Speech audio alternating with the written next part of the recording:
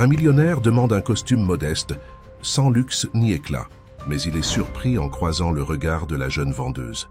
Entre les coutures et les soupirs, naît une passion impossible à cacher. Il ne voulait qu'un costume, mais c'est l'amour qui l'a habillé. Si cette histoire vous a intéressé, n'oubliez pas de vous abonner à notre chaîne et dites-nous de quelle ville vous nous regardez. Nous continuons. Le reflet dans le miroir ne mentait pas. Richard Moreau ajustait sa cravate pour la 3e fois, ses doigts tremblant légèrement tandis qu'il essayait de faire le nœud parfait. L'invitation dorée reposait sur la commode en marbre, ses lettres en relief, semblant se moquer de lui chaque fois que ses yeux se posaient sur le papier. La fête des 70 ans de son père, François Moreau, n'était pas un simple événement. Mondain, c'était une convocation voilée, un rappel du contrôle que le patriarche exerçait encore sur sa vie. « Papa ?» La voix douce de Sophie, sa fille de 8 ans, interrompit ses pensées. « Vous êtes beau comme ça. » Richard sourit, se tournant pour rencontrer les yeux bruns de la petite fille, qui, même dans sa fragilité, parvenait toujours à apporter de la lumière dans ses jours les plus sombres. Sophie était assise dans le fauteuil de la chambre, ses petites jambes se balançant sans atteindre le sol, son visage pâle encadré par des boucles châtaines qui dansaient à chaque mouvement. « Nous devons aller à l'atelier aujourd'hui, princesse. Le nouveau costume devrait être prêt, » dit-il, s'approchant pour ajuster le ruban rose dans les cheveux de sa fille. « Comment te sens-tu »« Je vais bien aujourd'hui, » répondit Sophie, mais son père remarqua le léger tremblement de ses mains, l'un des signes de la maladie auto-immune que les médecins luttaient encore pour comprendre complètement. Le chauffeur les attendait déjà dans le garage de l'immeuble luxueux où ils habitaient. Pendant le trajet vers le centre ancien de la ville, Richard observait le paysage urbain à travers la vitre de la voiture, ses pensées oscillant entre le présent tumultueux et un passé qui s'obstinait à le hanter. Les rues familières du quartier chic cédèrent la place à des ruelles plus étroites où des bâtiments historiques gardèrent les histoires d'un Paris qui résistait au temps. L'atelier Madame Rose, comme l'indiquait la plaque dorée sur la façade Art déco, était l'une de ces reliques. Richard ressentit un étrange fourmillement à la nuque en descendant de voiture avec Sophie. Quelque chose dans cet endroit éveillait une sensation familière, comme un parfum ancien qui déclenche des souvenirs longtemps oubliés. La clochette de la porte tinta lorsqu'ils entrèrent. L'intérieur de l'atelier était un sanctuaire d'élégance, discrète, des tissus nobles organisés sur des étagères en bois sombre, des mannequins vêtus de créations sur mesure et le doux bourdonnement des machines à coudre en arrière-plan. Une jeune femme apparut entre les rideaux qui séparaient l'espace d'accueil de l'atelier proprement dit. « Bienvenue à l'atelier Madame Rose, » dit-elle, son sourire aimable illuminant des traits délicats. « Je suis Marine Dupont. Vous devez être Monsieur Moreau ?» Richard acquiesça, mais avant qu'il ne puisse répondre, son attention fut captée par une photographie ancienne sur le mur. On y voyait une femme élégante, souriante aux côtés d'une couturière plus âgée. Son cœur s'accéléra. C'était sa mère, Hélène, exactement comme il se souvenait d'elle avant son départ prématuré. « Cette photo, » commença-t-il, mais il fut interrompu par un son aigu venant de Sophie. La petite fille avait soudainement pâli, ses jambes faiblissant. Marine réagit avec une agilité surprenante, courant pour soutenir l'enfant avant qu'elle ne tombe. Avec des mouvements précis et délicats, elle aida Sophie à s'asseoir dans un fauteuil proche, tandis que Richard, paniqué, cherchait dans le sac les médicaments de sa fille. « Elle a besoin d'eau sucrée, » dit Marine avec fermeté. « Je vais en chercher dans l'office. Maintenez sa tête relevée. » Pendant que Marine disparaissait rapidement derrière le rideau, Richard tenait la main de Sophie, sentant le pouls accéléré de sa fille. La peur familière serrait sa poitrine, la même peur qui l'accompagnait depuis qu'il avait perdu Laura, son épouse, alors que Sophie n'était encore qu'un bébé. Maintenant, voyant sa fille unique lutter contre une maladie mystérieuse, cette peur était devenue sa compagne constante. Marine revint avec l'eau et aida Sophie à boire de petites gorgées. Ses gestes étaient si naturels, si accueillants, que pendant un moment, Richard ressentit quelque chose de différent de la panique habituelle, une étrange sensation de sécurité, comme si ses mains qui prenaient soin de sa fille étaient, d'une certaine façon, familières. « Nous devons l'emmener à l'hôpital, » dit-il, sortant déjà son téléphone pour appeler le chauffeur. « Je connais un raccourci jusqu'à l'hôpital Sainte-Claire, » proposa Marine. « Je peux vous accompagner si vous le permettez. Je connais bien cet hôpital, ma grand-mère y suit un traitement. Richard hésita seulement une seconde avant d'accepter l'aide. Il y avait quelque chose dans la présence de Marine qui inspirait confiance, comme si elle faisait partie d'une histoire dont il ne se souvenait pas complètement. Tandis qu'il sortait précipitamment de l'atelier, ses yeux croisèrent une nouvelle fois la photographie sur le mur. Sa mère, jeune et souriante, semblait les observer avec un regard qui gardait des secrets encore non révélés. Marine tenait fermement la main de Sophie, tandis qu'ils traversèrent les couloirs de l'hôpital Sainte-Claire. La petite fille avait retrouvé un peu de couleur, mais elle était encore visiblement faible. Richard marchait devant, se frayant un chemin parmi médecins et infirmiers, sa posture tendue trahissant l'inquiétude qu'il tentait de cacher. « Oh, qu'urgence !» Une médecin aux cheveux grisonnants les accueillit avec familiarité. « Sophie à nouveau ?» demanda la dreux Béatrice, tout en conduisant la petite fille vers une salle d'examen. « Et je vois que vous avez amené de la compagnie aujourd'hui. » Marine se présenta brièvement, expliquant comment elle avait aidé à l'atelier. Pendant que Sophie était examinée, elle resta dans la salle d'attente, incapable de simplement partir sans savoir si la petite fille irait bien. Son téléphone vibra. C'était un message de Madame Carmen, sa plus ancienne employée, l'avertissant qu'une cliente importante était arrivée à l'atelier pour un essayage de robe. « Vous pouvez y aller, » dit Richard, apparaissant soudainement à ses côtés. « Vous avez déjà fait beaucoup pour nous aujourd'hui. »« Je préfère rester, » répondit-elle, se surprenant elle-même par la fermeté de sa décision. « Mes couturières peuvent s'occuper de l'atelier pendant quelques heures. » Le silence qui suivit fut interrompu par le son de voix agitées venant du couloir. Marine reconnut immédiatement l'une d'elles. C'était sa grand-mère, Rose, amenée dans un fauteuil roulant par deux infirmiers. Son visage était pâle et elle pressait sa poitrine d'une main. « Mamie !» s'exclama Marine, courant vers elle. « Que s'est-il passé ?»« Rien de grave, ma chérie, » répondit Rose, essayant de sourire. « Juste un malaise. Mais ce médecin a insisté pour m'amener. » Richard observait la scène avec un intérêt grandissant. Il y avait quelque chose de familier dans le visage de cette dame, quelque chose qui lui faisait penser à la photographie de l'atelier. Avant qu'il ne puisse y réfléchir davantage, la dreux Béatrice revint avec des nouvelles sur Sophie. « Nous avons trouvé quelque chose dans les examens, » dit-elle, son ton professionnel masquant une préoccupation évidente. « Nous devons faire quelques tests supplémentaires, mais il se pourrait que nous ayons enfin un diagnostic précis. » Marine remarqua le tremblement dans les mains de Richard en recevant la nouvelle. Instinctivement, elle posa sa main sur son bras, un geste de soutien silencieux qui sembla momentanément l'apaiser. « Le traitement sera coûteux, » continua la médecin, « mais il existe une grande chance de succès si nous commençons immédiatement. » À ce moment, une infirmière s'approcha avec une enveloppe pour Rose. « Madame, voici la réponse de l'assurance maladie concernant l'opération. » Marine prit l'enveloppe d'une main tremblante. En lisant son contenu, son visage pâlit. L'opération, dont sa grand-mère avait tant besoin, avait été refusée. Pour aggraver les choses, le papier à en-tête du document arborait un logo familier, Groupe industriel Moreau. Son regard croisa celui de Richard, qui restait concentré sur les nouvelles concernant Sophie.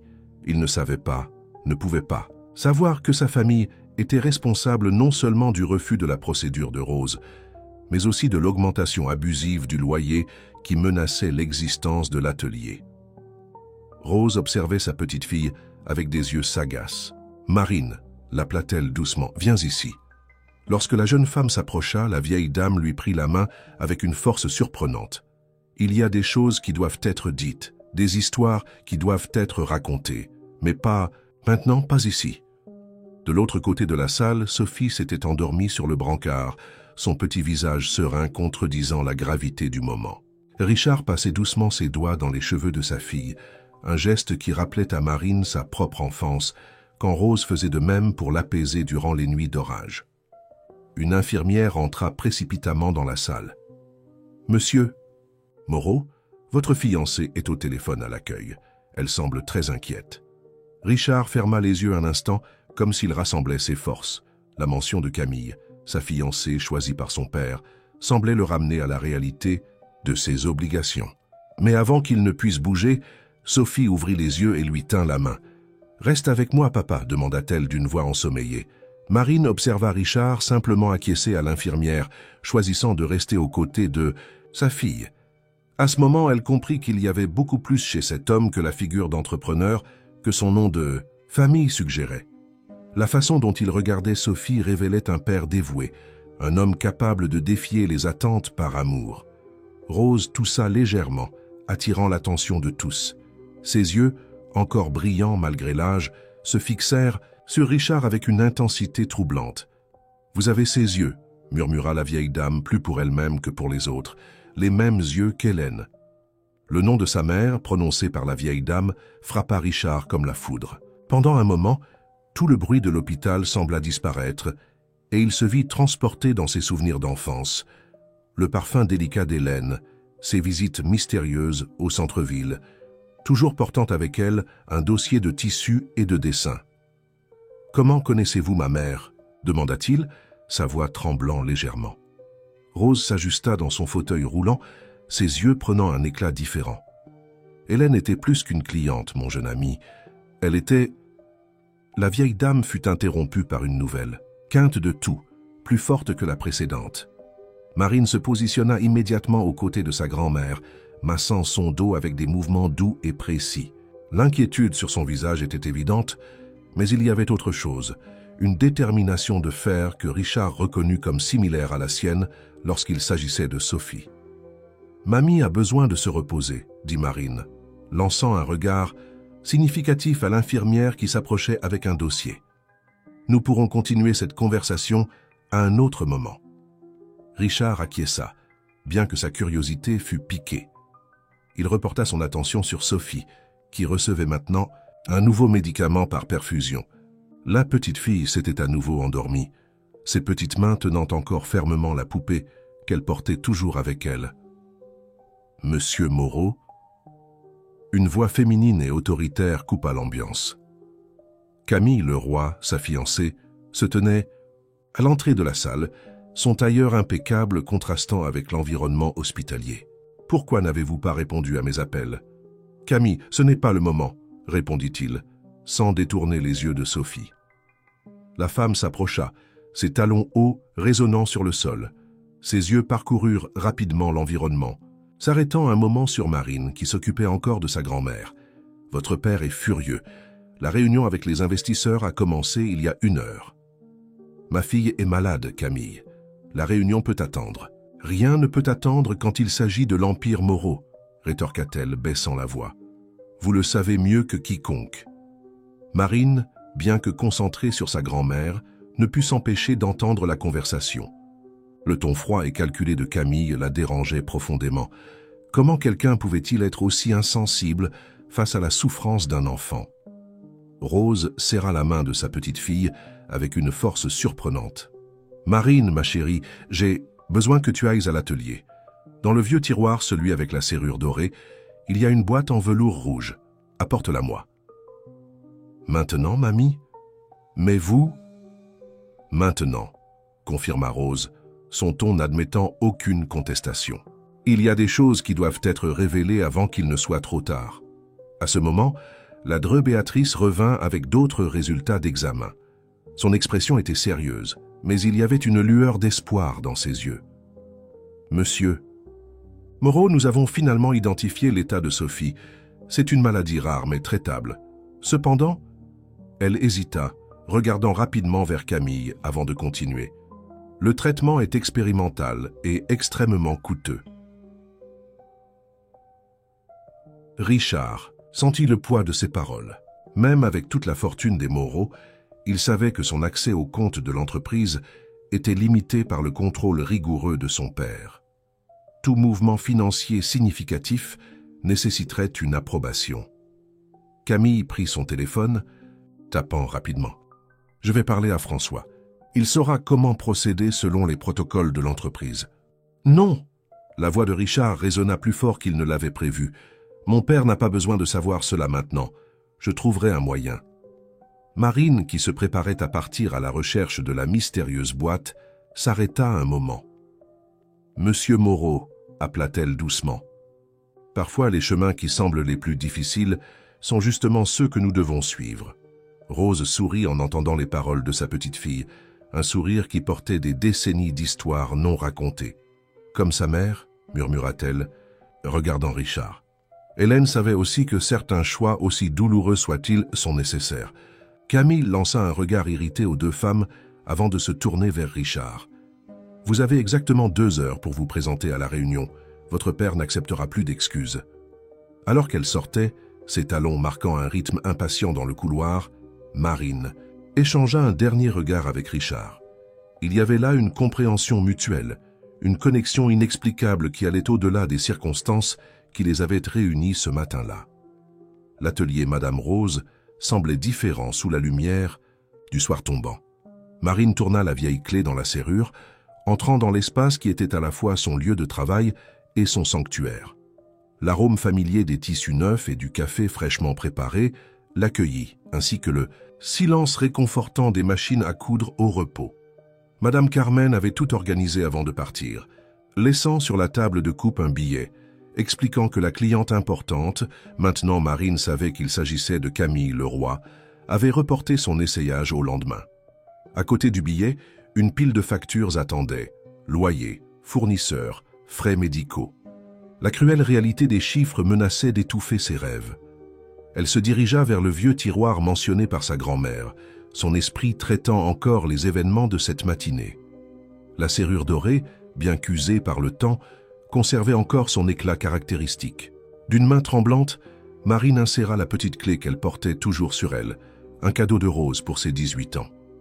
La boîte en velours rouge était exactement où sa grand-mère l'avait indiqué, protégée par des couches de papier de soie. En l'ouvrant, Marine sentit son cœur s'accélérer. Il y avait là une collection de lettres anciennes, de photographies jaunies et un journal à la couverture de cuir usé. Une photographie en particulier attira son attention. Elle montrait sa grand-mère, beaucoup plus jeune, aux côtés d'Hélène Moreau. Les deux femmes étaient penchées sur une table de couture, partageant des sourires complices. Au dos de la photo, une date, printemps 1985, et une annotation d'une calligraphie élégante. Pour toujours, votre H. Marine commença à lire. Le journal, ses mains tremblant légèrement. Les mots de Rose écrits des décennies auparavant racontaient une histoire qu'elle n'avait jamais imaginée. Hélène Moreau n'était pas seulement une cliente, c'était une amie intime de sa grand-mère, et ensemble, elles partageaient bien plus qu'une relation professionnelle. « Le bébé est né aujourd'hui », disait une entrée datée de mars 1986. « Si petit et si parfait. Hélène est radieuse, mais la peur dans ses yeux est visible. François n'accepterait jamais la vérité. L'accord a été scellé. Elle gardera son secret et je protégerai le mien. » Le bruit de la porte de l'atelier, qui s'ouvrait, fit sursauter Marine. Richard Moreau se tenait à l'entrée, sa silhouette se découpant contre la lumière du soir. « Excusez-moi, » dit-il, sa voix rauque de fatigue. La porte était entr'ouverte. J'avais besoin... Il s'arrêta en voyant les photographies étalées sur la table. Marine commença rapidement à rassembler les documents, mais une lettre échappa de ses mains, glissant sur le sol jusqu'aux pieds de Richard. Il la ramassa automatiquement, ses yeux capturant les premières lignes. « Ma chère Rose, quand cette lettre vous parviendra, je serai déjà parti. La maladie progresse rapidement, mais ma plus grande crainte n'est pas de partir, c'est de laisser mon fils sans connaître toute la vérité. Cela appartenait à ma mère, » murmura Richard, ses doigts caressant le papier vieilli. « Monsieur Moreau, » commença Marine, mais il l'interrompit. « Richard, s'il vous plaît, appelez-moi Richard. » Un moment de silence s'établit entre eux, rempli seulement par le son distant de la circulation et par le tic-tac de la vieille horloge au mur. Marine observait comment les ombres du soir dansaient sur son visage, soulignant les lignes de préoccupation sur son front. « Comment va Sophie ?» demanda-t-elle, offrant une pause dans la tension du moment. « Stable. Le nouveau médicament semble fonctionner, » répondit-il, tenant encore la lettre. « Camille est avec elle maintenant, bien que... » Il hésita, un triste sourire jouant sur ses lèvres. « Bien que Sophie ait demandé après vous plusieurs fois. » Marine sentit son cœur se serrer. En quelques heures seulement, cette petite fille avait conquis une place spéciale dans son cœur. « Et la réunion avec votre père ?»« Annulée, » répondit-il, son ton ferme. « Certaines choses sont plus importantes que les affaires. » Marine acquiesça, comprenant parfaitement le poids de cette décision. Son regard tomba sur la pile de factures sur la table et elle ne put retenir un soupir. « Il y a quelque chose que je dois vous dire, » dit-elle, rassemblant son courage. « À propos de l'atelier et de votre famille, de... » À ce moment, le téléphone de Richard sonna, l'interrompant. C'était Sophie. Elle s'était réveillée et demandait son père. L'homme d'affaires sembla déchiré entre l'urgence de retourner à l'hôpital et la curiosité sur ce que Marine était sur le point de révéler. « Allez-y, dit doucement Marine. Votre fille a besoin de vous. Mais Richard... » Elle hésita un moment. « Quand vous le pourrez, revenez. Il y a des histoires qui doivent être racontées, des vérités qui doivent être partagées. » Il acquiesça, rendant la lettre avec soin. Avant de sortir, il s'arrêta à la porte et se retourna. « Marine, merci, pour tout. » Après son départ, Marine reporta son attention sur le journal de sa grand-mère. Les pages jaunies gardèrent des secrets qui pourraient tout changer, pas seulement pour elle et Richard, mais pour tous ceux impliqués dans cette toile complexe de relations et de secrets. Le luxueux bureau de François Moreau, au dernier étage de l'immeuble siège du groupe industriel Moreau, était un monument au pouvoir et à la tradition. À travers les fenêtres panoramiques, la ville de Paris s'étendait comme un tapis de béton et de verre à ses pieds. Le patriarche observait le paysage urbain d'un regard fatigué, bien que sa posture restât impeccable comme toujours. Il a annulé la réunion avec les investisseurs chinois. Sa voix grave résonna dans le bureau tandis qu'il se tournait pour faire face à Camille. « Après tous les arrangements que nous avons faits ?»« Il ne m'a pas laissé le choix, monsieur Moreau, » répondit Camille, maintenant le ton professionnel qu'elle utilisait toujours avec son futur beau-père. Sophie a eu une autre crise. Les médecins ont enfin diagnostiqué la maladie. François se déplaça jusqu'à son fauteuil en cuir, s'asseyant avec un soupir presque imperceptible. Pendant un moment, son masque d'autorité vacilla, et Camille put voir le poids des années dans son expression. « Et cette couturière ?» demanda-t-il, tambourinant des doigts sur le bureau en acajou. « Pourquoi Richard était-il dans son atelier ?» Camille ajusta son blazer impeccable avant de répondre. « Le costume pour votre anniversaire, mais... » Elle hésita, choisissant soigneusement ses mots. « Il y a autre chose. La propriétaire de l'atelier, une dame nommée Rose, semble connaître des histoires du passé, des histoires sur Hélène. » Le Bissondesen, nom de la défunte épouse de François, provoqua une réaction visible. Ses doigts cessèrent de tambouriner et une ombre traversa son visage. « Rose » murmura-t-il, comme s'il savourait un goût amer. Je pensais que ce nom était resté dans le passé. À ce moment, la porte du bureau s'ouvrit et Richard entra sans s'annoncer. Son costume était froissé et des cernes profonds marquaient son visage, mais sa posture était ferme. « Père », commença-t-il, ignorant la présence de Camille, « nous devons parler de Sophie. » François fit un geste congédiant Camille, qui sortit silencieusement, non sans jeter un regard préoccupé à Richard. Lorsque la porte se referma, père et fils se regardèrent en silence pendant quelques secondes. « Le traitement est expérimental, » continua Richard. « Mais c'est la meilleure chance que nous ayons. J'ai besoin d'accéder aux comptes. » « Les comptes de l'entreprise ne sont pas votre coffre-fort personnel, Richard, » répondit François, sa voix contrôlée. « Il y a des protocoles, des procédures.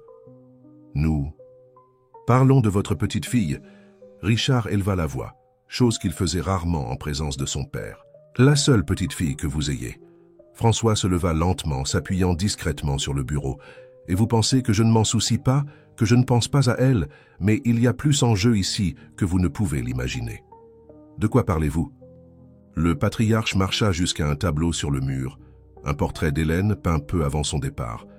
Ses doigts touchèrent légèrement le cadre doré. « Il y a des secrets, fils, des secrets que votre mère a emportés avec elle. Et maintenant, avec vous qui fréquentez cet atelier, qu'est-ce que l'atelier a à voir avec cela ?» demanda Richard, sa curiosité surpassant momentanément l'urgence qui l'avait amené là.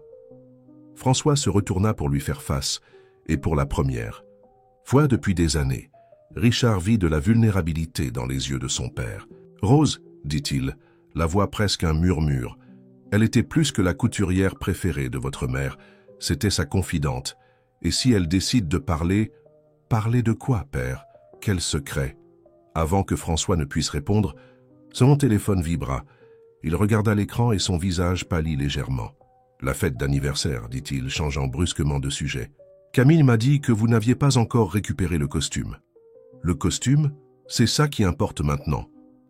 C'est plus important que vous ne l'imaginez, répondit François, sa voix retrouvant sa fermeté habituelle. Ils seront tous là, actionnaires, partenaires, la presse. C'est le moment parfait pour annoncer officiellement vos fiançailles et votre ascension à la présidence du groupe. Richard sentit le poids de ses paroles. C'était donc ça. Son père préparait sa succession. Mais à quel prix? Et Sophie? Demanda-t-il, revenant au sujet qui l'avait amené là. François marcha jusqu'à son bureau, ouvrit un tiroir et en sortit une enveloppe. « Voici, dit-il, tendant l'enveloppe à son fils. C'est une avance sur votre héritage. Utilisez-la comme bon vous semble. Mais Richard, il fit une pause significative. Tenez-vous loin de cet atelier. Il y a des choses du passé qui doivent rester enterrées. » Richard prit l'enveloppe, sentant le poids du papier dans ses mains. Mais au lieu du soulagement qu'il aurait dû ressentir, une sensation inconfortable s'installa dans sa poitrine. Son père ne faisait jamais rien sans un motif ultérieur. Quel serait le véritable prix de cet argent? « Merci, dit-il sèchement, se tournant pour sortir. À la porte, il s'arrêta un moment. « Père, que s'est-il réellement passé avec ma mère? Pourquoi allait-elle tant à cet atelier ?» François avait déjà reporté son attention sur les papiers sur son bureau. « Le passé, Richard, » répondit-il sans lever les yeux. « Parfois, il vaut mieux le laisser reposer. » Marine passait délicatement le fer sur le tissu noble de la robe de mariée qu'elle créait, ses pensées loin de là. Le journal de sa grand-mère avait révélé plus qu'elle ne l'espérait, beaucoup plus. Les mots écrits des décennies auparavant peignaient un tableau complexe d'amitié, de secrets et de choix difficiles. La clochette de la porte tinta, annonçant l'arrivée de quelqu'un. À sa surprise, c'était Camille Leroy qui entrait dans l'atelier, son talon haut marquant un rythme décidé sur le parquet en bois. « Mademoiselle Dupont », commença-t-elle, sa voix portant un ton que Marine ne put déchiffrer. « Nous devons parler. » Marine posa le fer de côté, affrontant le regard pénétrant de la fiancée de Richard. « En quoi puis-je vous aider ?» Camille parcourut l'atelier d'un œil critique, s'arrêtant sur la photo d'Hélène avec Rose, qui était encore exposée au mur. « Je veux une robe de mariée, » déclara-t-elle, surprenant Marine. « Mais pas n'importe quelle robe, je veux quelque chose de significatif. »« Significatif comment ?» demanda Marine, sa curiosité professionnelle dépassant momentanément ses « Je réserve. »« Quelque chose qui raconte une histoire, » répondit Camille, sa posture changeant subtilement. « Une histoire sur les choix, sur la libération. » Marine observa tandis que l'élégante femme en face d'elle semblait lutter avec des mots non dits. C'est alors qu'elle remarqua, la bague de fiançailles n'était pas à son doigt. Le mariage? Avec Richard, continua Camille, sa voix plus douce maintenant. Ce n'est pas ce qu'il semble être. C'est un accord commercial, une fusion d'entreprises déguisée en romance. François Moreau est très doué pour arranger les pièces sur son échiquier. Pourquoi me racontez-vous cela? Questionna Marine, sentant qu'il y avait plus dans cette conversation qu'il n'y paraissait. Camille s'approcha de la table de couture, ses doigts touchant légèrement les tissus qui y étaient disposés. « Parce que vous avez quelque chose dont j'ai besoin, du talent pour transformer le tissu en message. Et j'ai quelque chose dont vous avez besoin. » « Et qu'est-ce que ce serait? De l'influence ?» répondit simplement Camille.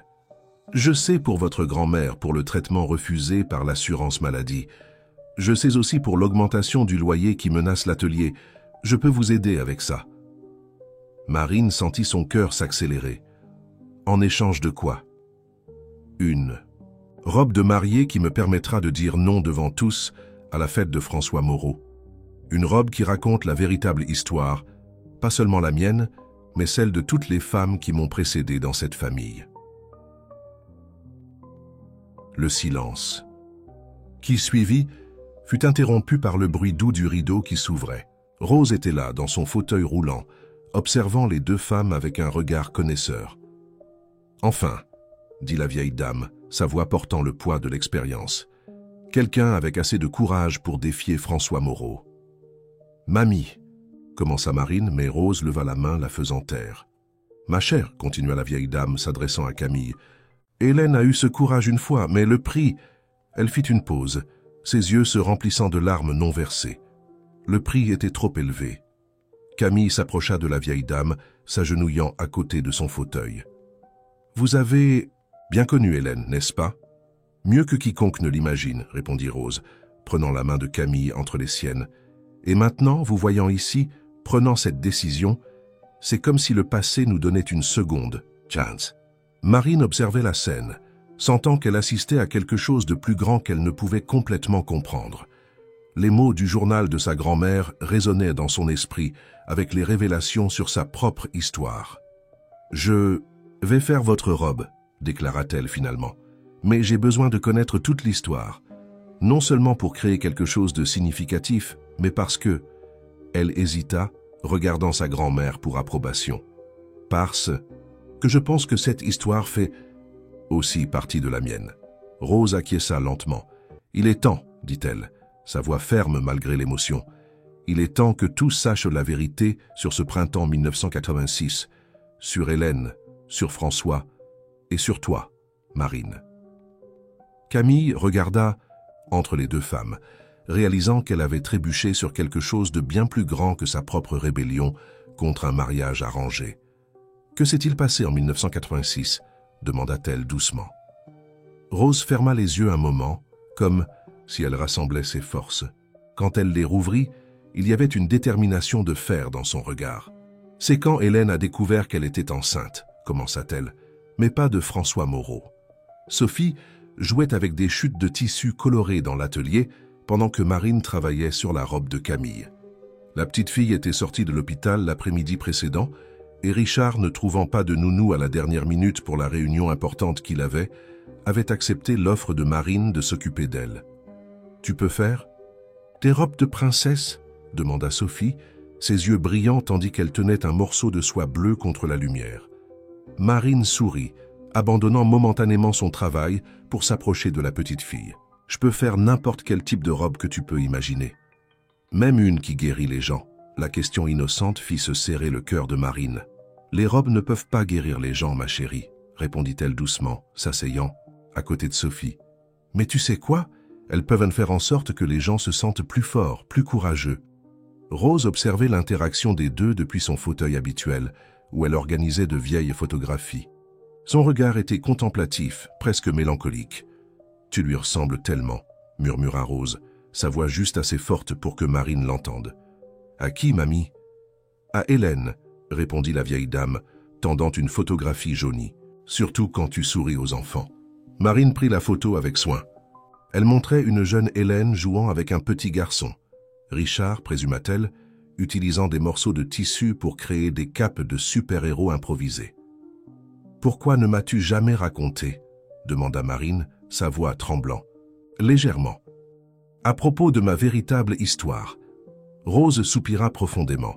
« Parce que j'ai promis à Hélène que je garderais le secret jusqu'à ce qu'il soit sûr de le révéler. » Elle savait que François n'accepterait jamais la vérité sur cet été-là, sur l'amour qu'elle avait trouvé en dehors du mariage.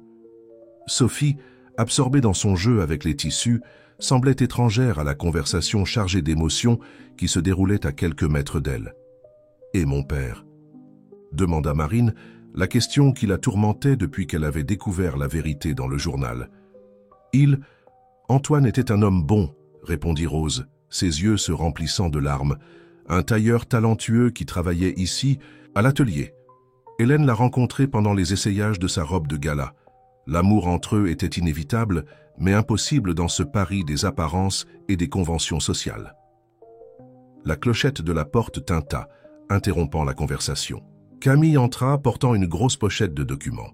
« J'ai apporté ce que j'ai promis, » annonça-t-elle, posant la pochette sur la table de travail. « Tous les documents nécessaires pour annuler le refus de l'assurance maladie et régulariser la situation du loyer de l'atelier. » Marine ouvrit la pochette, ses yeux parcourant rapidement les papiers. « Comment avez-vous obtenu cela ? Disons que travailler aux côtés de François Moreau pendant des années m'a appris quelques astuces, » répondit Camille avec un sourire énigmatique. « De plus, j'ai découvert quelque chose d'intéressant dans les anciennes archives de l'entreprise. » Salitu sortit une enveloppe jaunie de son sac. Ce document montre que cet immeuble appartient en réalité à Hélène Moreau. Elle l'a acheté secrètement, par l'intermédiaire d'une société écran, quelques semaines avant son départ, et elle a laissé des instructions spécifiques quant à sa destination.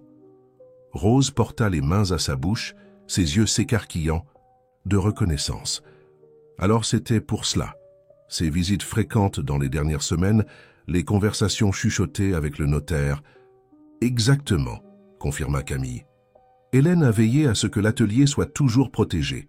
L'augmentation abusive du loyer est illégale. François n'a aucun droit sur cette propriété. Sophie, qui s'était approchée silencieusement, tira sur la manche du blazer de Camille. « Tante Camille, pourquoi es-tu triste ?» La question innocente prit tout le monde par surprise. Camille s'agenouilla pour être à la hauteur de la petite fille. « Je ne suis pas triste, ma chérie. Je me libère. »« Comme un papillon ?» demanda Sophie, ses yeux brillant avec l'analogie. « Exactement comme un papillon », répondit Camille, souriant sincèrement pour la première fois depuis qu'elle était entrée dans l'atelier. Se tournant vers Marine, elle continua. « C'est pourquoi la robe doit être spéciale.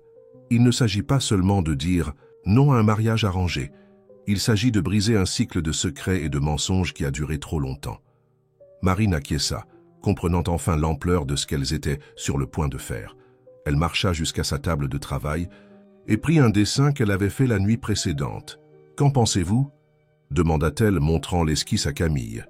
Le dessin montrait une robe unique, apparemment traditionnelle à première vue, mais avec des éléments subtils qui racontaient une histoire de libération. Des papillons délicatement brodés émergèrent de cocons, commençant à l'ourlet et montant graduellement jusqu'à atteindre leur plein vol aux épaules. « C'est parfait », murmura Camille, ses doigts traçant légèrement le dessin. Rose observait tout avec un sourire serein. « Hélène serait fière, » dit-elle doucement. « De vous toutes. » Sophie, qui était retournée à ses morceaux de tissu, leva un morceau de tissu doré. « Je peux aider à faire les papillons ?» demanda-t-elle innocemment. Marine échangea un regard complice avec Camille avant de répondre. « Bien sûr que tu peux, ma chérie. Après tout, c'est une histoire de transformation, et qui mieux qu'un enfant pour nous enseigner la magie. » Du changement ? Richard observait la ville à travers la fenêtre de son bureau, l'enveloppe que son père lui avait donnée toujours fermée sur le bureau. Le soleil commençait à se coucher, peignant le ciel de Paris avec des tons d'orange et de rose, lui rappelant étrangement les morceaux de tissu qu'il avait vus éparpillés dans l'atelier. Son téléphone vibra. C'était un message de Camille, lui demandant de la rencontrer d'urgence. Quelque chose dans son ton, même à travers le texte, semblait différent de l'habituel, plus décidé, plus libre. Avant qu'il ne puisse répondre, sa secrétaire annonça une visite inattendue. « Monsieur Moreau, Madame Rose est ici. Elle dit que c'est urgent. » Richard se leva rapidement, surpris. La vieille dame entra dans son bureau poussée par une infirmière, son maintien encore élégant malgré sa fragilité physique. « Madame Rose, » commença-t-il, mais elle l'interrompit d'un geste. « Asseyez-vous, Richard, dit-elle, sa voix étonnamment ferme. Il est temps que vous connaissiez vraiment votre mère. » Elle sortit une vieille enveloppe de son sac, différente de celle que François avait donnée à son fils. « Hélène a laissé ceci pour vous, à remettre au moment opportun. Je crois que ce moment est venu. » Richard prit l'enveloppe d'une main tremblante. Le papier était jauni par le temps, mais le sceau de cire était encore intact, portant le monogramme de sa mère. « Pourquoi maintenant ?» demanda-t-il, sa voix rauque d'émotion. « Parce que votre fille a besoin de vous, » répondit Rose. « Et vous avez besoin de comprendre que certaines chaînes doivent être brisées pour que l'amour véritable puisse s'épanouir. » Pendant que Richard ouvrait soigneusement l'enveloppe, Rose continua. « Hélène était plus qu'une cliente de l'atelier. C'était une femme extraordinaire, prisonnière d'une vie que d'autres avaient de choisie pour elle. Mais elle a trouvé le courage d'aimer, Richard, d'aimer véritablement. » La lettre commençait par une calligraphie élégante qu'il reconnut immédiatement. « Mon cher fils, si tu lis cette lettre, cela signifie que le moment que j'ai tant craint et espéré est arrivé. Le moment de vérité. François n'est pas ton père biologique. Ton véritable père était Antoine Dupont, le tailleur le plus talentueux que j'ai jamais connu, et le seul homme que j'ai véritablement aimé. » Richard sentit le monde tourner. Dupont, le même nom de famille que Marine. « Marine, » murmura-t-il, regardant Rose pour confirmation. « Oui, » répondit-elle doucement. « Marine est ta demi-sœur. Antoine était aussi son père d'une relation antérieure. Quand il est parti, j'ai pris Marine pour l'élever comme ma petite fille, pour la protéger des complications que la vérité pourrait apporter. » Richard ferma les yeux, des souvenirs de son enfance prenant soudainement du sens. Les visites fréquentes à l'atelier avec sa mère, l'affection particulière qu'Hélène montrait pour l'endroit, la façon dont ses yeux brillaient quand elle parlait avec Antoine et Mon. « Et François, il sait ?»« Il a toujours soupçonné, » répondit Rose. « C'est pourquoi il t'a gardé sous un contrôle si strict toutes ces années. C'est pourquoi il veut tant ce mariage avec Camille, pour maintenir les apparences, pour garder le contrôle sur l'empire qu'il a construit. » À ce moment, la porte du bureau s'ouvrit à nouveau. Camille entra suivie par Marine, qui portait une pochette de documents. « Désolé de l'intrusion, » dit Camille, son attitude différente de l'habituel, plus détendue, plus authentique. Mais cela ne pouvait pas attendre. Marine resta silencieuse, ses yeux rencontrant ceux de Richard avec un mélange d'appréhension et d'espoir. « Les documents que j'ai trouvés, » continua Camille, posant la pochette sur le bureau de Richard. « Ils prouvent qu'Hélène t'a laissé un héritage séparé, un héritage que François n'a jamais eu le droit de contrôler. Un héritage qui inclut l'atelier, » compléta doucement Marine. « Notre mère voulait s'assurer que nous aurions toujours un lieu pour nous retrouver, même si elle n'était plus là. » Richard regarda chaque visage dans la pièce. Rose, avec ses yeux sages et fatigués. Camille, montrant enfin sa véritable force. Et Marine, sa sœur nouvellement découverte, qui portait tant d'Hélène dans son sourire. « Que faisons-nous maintenant » demanda-t-il, sa voix chargée d'émotion. « Maintenant, » répondit Rose, « nous faisons ce qu'Hélène a toujours voulu. Nous choisissons l'amour au-dessus des apparences, la vérité au-dessus des conventions, et la famille, la vraie famille, au-dessus de tout. » Marine s'approcha timidement de Richard. « Sophie m'a demandé aujourd'hui s'il était possible de faire une robe qui guérisse les gens, » dit-elle, souriant à travers les larmes qui commençaient à se former. « Peut-être ne pouvons-nous pas guérir toutes les blessures du passé, mais nous pouvons commencer à coudre un avenir différent. » Richard se leva, contournant son bureau. Sans mots, il ouvrit les bras, et Marine s'y jeta, une étreinte retardée de plusieurs décennies se produisant enfin. La robe de Camille prenait forme sur le mannequin central de l'atelier, chaque point, méticuleusement cousu par Marine, portant le poids des révélations des derniers jours. Les papillons brodés, suggestion innocente de Sophie, semblaient maintenant des symboles encore plus puissants de transformation et de liberté. « Chaque papillon raconte une histoire », expliquait Marine à Sophie, qui observait fascinée le travail de sa tante nouvellement découverte. « Tu vois celui-ci. Le dessin des ailes s'inspire de la première robe que ta grand-mère Hélène a portée dans cet atelier. » Sophie toucha délicatement la broderie de ses petits doigts. « Et ce t'aurais ici ?»« Celui-ci, » répondit Marine, échangeant un regard significatif avec Rose, qui tricotait dans son coin habituel, représente l'amour véritable, le type d'amour que ton père et moi partageons, l'amour entre frères et sœurs. La nouvelle de leur parenté avait été reçue par Sophie avec la simplicité pure des enfants. Pour elle, gagner une tante était simplement un motif de joie supplémentaire, quelqu'un de plus à aimer et par qui être aimé. La clochette de la porte tinta, annonçant l'arrivée de Richard. Il entra portant une ancienne boîte en bois sculpté. « J'ai trouvé ceci dans l'ancienne chambre de ma mère, » dit-il, posant la boîte sur la table de travail. « Je pense que tu devrais voir, Marine. » Dans la boîte, soigneusement préservée, se trouvaient des dizaines de dessins de robes, tous signés par Antoine Dupont. Chaque création était un témoignage du talent que Marine avait hérité de son père. « Il était incroyable, » murmura Marine, ses doigts traçant légèrement les lignes des dessins. « Maintenant, je comprends d'où vient mon amour pour la création. Et il y a plus, » continua Richard, sortant une enveloppe de la poche intérieure de sa veste. « Les avocats ont confirmé. Le testament d'Hélène est valide. L'atelier est légalement. »« Ah, le tien, Marine. Et il y a aussi un fonds substantiel pour le traitement de Sophie. » Rose laissa son tricot de côté, ses yeux brillants de larmes contenues. « Hélène a pensé à tout, » dit-elle doucement. « Même en sachant qu'elle ne serait pas là pour voir, elle a préparé le chemin pour que vous vous retrouviez. » Le moment fut interrompu par l'arrivée brusque de Camille. Son visage habituellement composé montrait des signes de préoccupation. « François sait, annonça-t-elle sans préambule. Quelqu'un du cabinet d'avocats a fait fuiter l'information sur le testament. Il est furieux. » Richard se plaça instinctivement devant Sophie, comme s'il pouvait la protéger de la tempête qui approchait. « Que peut-il faire ?»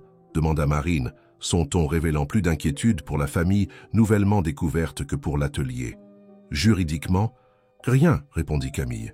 Mais François Moreau a d'autres moyens d'exercer une pression. Il a déjà commencé à activer des contacts pour annuler des contrats avec les fournisseurs de l'atelier. « Il ne peut pas faire ça !» s'exclama Sophie, surprenant tout le monde par son indignation enfantine. « C'est méchant !» Richard s'agenouilla à côté de sa fille. « Non, il ne peut pas !» acquiesça-t-il sa voix ferme. « Et il ne le fera pas, parce que maintenant, nous sommes une famille, et les familles se protègent les unes les autres. » Marine s'approcha prenant l'autre main de Sophie. « Ton père a raison. Et tu sais quoi, parfois les gens font des choses mauvaises parce qu'ils ont peur. »« Comme grand-père » demanda Sophie innocemment. « Exactement, » répondit Rose, rejoignant le groupe. « François a peur de perdre le contrôle, de perdre l'image qu'il a construite pendant toutes ces années. Mais peut-être... Est-il temps qu'il connaisse l'amour véritable ?» compléta Camille, regardant la robe en cours. « L'amour qui n'a pas besoin de contrat ou d'apparence. »« À quoi penses-tu » demanda Richard, reconnaissant l'éclat déterminé dans les yeux de son ex-fiancé. Camille s'approcha de la robe, touchant l'un des papillons brodés. « Et si, au lieu d'utiliser cette robe pour dire non, je l'utilisais pour raconter une histoire? L'histoire véritable d'Hélène et Antoine, d'amour et de courage, de choix et de conséquences? Devant tous les invités de la fête, demanda Marine, commençant à comprendre le plan. Devant tout le monde, confirma Camille, parce que certaines vérités doivent être dites à haute voix pour être vraiment entendues. Sophie, qui s'était approchée de la robe, pointa vers un espace vide sur la jupe. Pouvons-nous mettre un papillon ici aussi, un qui représente grand-père? Marine sourit, comprenant la sagesse innocente de sa nièce. Bien sûr que nous pouvons, ma chérie, parce que même les personnes qui semblent les plus dures peuvent changer, peuvent apprendre à voler. Richard observait la scène avec un mélange d'appréhension et d'espoir. En quelques jours, sa vie avait complètement changé. Il avait découvert une sœur, une nouvelle histoire sur ses parents et un courage qu'il ne savait pas posséder. « Nous avons 3 jours jusqu'à la fête, » dit-il finalement. 3 jours pour préparer non seulement une robe, mais une vérité qui est restée cachée trop longtemps. L'atelier vivait une énergie fébrile dans les jours qui précédèrent la fête. Marine travaillait inlassablement sur la robe de Camille, ses mains habiles donnant vie à chaque papillon, chaque détail portant une signification spéciale. Sophie passait les après-midi là après l'école, ses yeux attentifs absorbant chaque mouvement, chaque histoire que Rose partageait sur le passé. Cette photographie, dit Rose un après-midi particulièrement tranquille, montrant une image ancienne à son arrière-petite-fille, a été prise le jour où ta grand-mère Hélène a découvert qu'elle attendait ton père. Sur la photo, Hélène souriait radieusement aux côtés d'Antoine, tous deux penchés sur un dessin de robe. L'amour entre eux était palpable même à travers le papier vieilli. « Pourquoi n'ont-ils pas pu rester ensemble ?» demanda Sophie, son innocence touchant une blessure ancienne. Rose s'ajusta dans son fauteuil, choisissant soigneusement ses mots. « Parfois, ma chérie, les gens confondent l'amour avec la possession. Ton grand-père François pensait qu'il pouvait contrôler le cœur d'Hélène comme il contrôlait ses affaires. » Marine, qui travaillait à proximité et écoutait la conversation, sentit ses yeux se remplir de larmes. Connaître l'histoire de ses parents, comprendre l'amour qui les unissait et les circonstances qui les séparaient avait complètement changé sa perspective sur son propre travail. « La robe est presque prête » annonça-t-elle, essayant de changer le cours de ses pensées. « Il ne manque que le détail spécial que Sophie a suggéré. » La petite fille courut jusqu'au mannequin, ses yeux brillants en voyant le dernier papillon en train d'être brodé, celui-ci dans une teinte unique de bleu profond, comme les yeux de François Moreau. « Il est magnifique !» s'exclama Sophie. « Grand-père va l'aimer. »« Nous l'espérons, ma chérie, » répondit Marine, échangeant un regard significatif avec Rose. La clochette de la porte annonça l'arrivée de Camille pour son dernier essayage. Elle entra accompagnée de Richard, tous deux portant des expressions tendues. « François soupçonne quelque chose », annonça Richard sans préambule. « Il a posé des questions sur l'atelier, sur toi, Marine. » Il ne peut rien faire, rappela Camille, tandis qu'elle se préparait à essayer sa création. Le testament d'Hélène est irréfutable. Marine aida Camille à s'habiller, chaque mouvement précis et soigneux. Lorsque la robe s'ajusta enfin parfaitement, un soupir collectif remplit l'espace. La robe était un chef-d'œuvre. Les papillons semblaient prendre vie à chaque mouvement, racontant silencieusement l'histoire de 3 générations d'amour, de perte et de rédemption. De l'ourlet jusqu'au corsage, ils évoluaient de cocons fermés à des ailes ouvertes en plein vol, symbolisant le voyage de libération non seulement de Camille, mais de tous. « C'est parfait », murmura Camille, tournant doucement devant le miroir. « Chaque détail raconte notre histoire. » « Notre histoire n'est pas encore terminée, » rappela Rose, sa voix portant une sagesse ancienne. « Le véritable test sera demain, à la fête. » Richard s'approcha de Marine, passant un bras autour des épaules de sa sœur. « Peu importe ce qui se passe demain, » dit-il doucement. « Nous avons déjà gagné quelque chose que François ne pourra jamais nous enlever. »« La vérité ?» demanda Sophie, qui observait tout avec ses yeux perspicaces. « Pas seulement la vérité, ma chérie, » répondit Marine, attirant sa nièce dans une étreinte. « Nous nous sommes gagnés les uns les autres. Nous avons gagné la chance d'être la famille dont Hélène et Antoine ont toujours rêvé. » Camille, admirant encore la robe dans le miroir, se tourna vers le groupe. « Demain ne sera pas seulement à propos de dire non à un mariage arrangé, » déclara-t-elle. « Ce sera à propos de dire oui à la vérité, à l'amour véritable, au courage d'être qui nous sommes vraiment. » Rose prit sa vieille boîte à couture en retirant une petite broche en forme de papillon. Hélène portait ceci le jour où elle a découvert qu'elle était enceinte de toi, Richard, dit-elle, tendant le bijou à Camille. Elle disait que c'était son porte-bonheur, son symbole d'espoir. Je pense qu'elle aimerait que tu le portes demain. Tandis que Camille épinglait la broche à la robe, exactement sur son cœur, le soleil de l'après-midi entrait par les fenêtres de l'atelier, faisant briller les papillons brodés comme s'ils étaient réellement vivants, prêts à s'envoler vers la liberté. La nuit précédant la fête s'étirait lentement dans l'atelier. Marine donnait les dernières retouches à la robe de Camille, ses doigts habiles, ajustant chaque infime détail avec la précision qu'elle avait héritée de son père. Le silence n'était brisé que par le doux bourdonnement de la machine à coudre et le bruit occasionnel des voitures passant dans la rue. « Tu n'arrives pas à dormir non plus ?» La voix de Richard la surprit.